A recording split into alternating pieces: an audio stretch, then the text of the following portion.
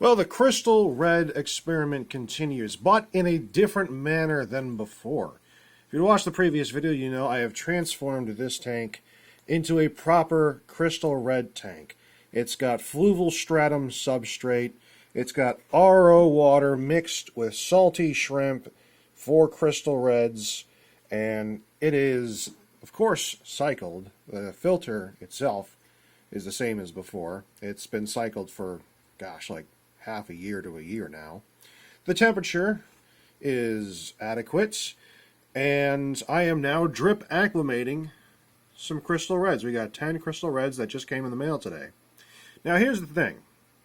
The crystal red experiment was about seeing if we could find alternative water parameters for crystal reds that are far outside what the conventional wisdom for crystal reds is. And the reality is we got very, very close our first time around. We had crystal reds in straight hard well water for months at a time with no deaths, and we had crystal reds buried and ready to hatch. But then we had the power outage in my state that lasted for about a week, and that unfortunately was enough to basically kill off my colony.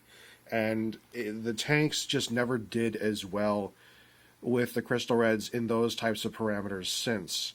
However, that being said, this little crystal red is one of those shrimp. She's been with me for months now, and she's now in the proper tank doing her thing. She'll be part of this colony. And the idea is, let's just do this the right way. Well, you know, the right way, the way that's recommended, right? And then let's breed a bunch of these guys so that I don't have to keep buying crystal red shrimp, right? So I'm just going to breed them and then get a ton of them.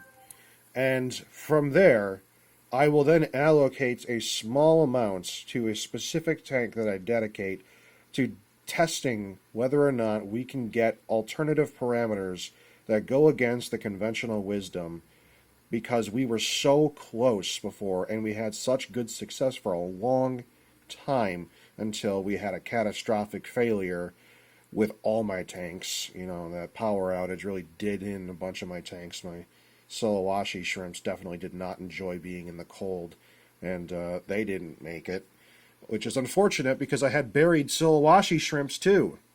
So I lost a lot of stock during that power outage, which is really unfortunate, but, you know, what can you do? My Neos, you know, all those guys, the Dream Blue, the Bloody Mary Red, my Neon Yellows and Pumpkin Orange or Sunkissed Orange, they all did fine. You know, those guys are troopers. You know, they're pretty hardy. But the more sensitive shrimps just didn't have the wherewithal to handle that. So this is, you know, still going to happen, right? And you know, it'll be interesting. It'll be fun. You know, this is the way it should be for most people, right? And it'll be nice to have them breed properly, and then, you know, then I don't have to continuously pay for those shrimp. But so yeah, this is the newest batch right here. They just came in the mail, and they were in the mail for way longer than they should have been. They got shipped out on Wednesday, didn't come until today, which is Monday. And so they were in the mail for a while. But, you know, my own personal experience shows that shrimps can handle like at least upwards of a week in the mail without really any much problem. And the supplier did a pretty good job. Everything came in a well-insulated box, and the packaging was perfectly sufficient. So, you know, I'm happy. I bought 10 crystal reds. I got 10 crystal reds. They're all alive, and that's good. So they are currently drip acclimating right now. You know, you never want to just drop and plop these guys. So at this point, really, it's just a waiting game.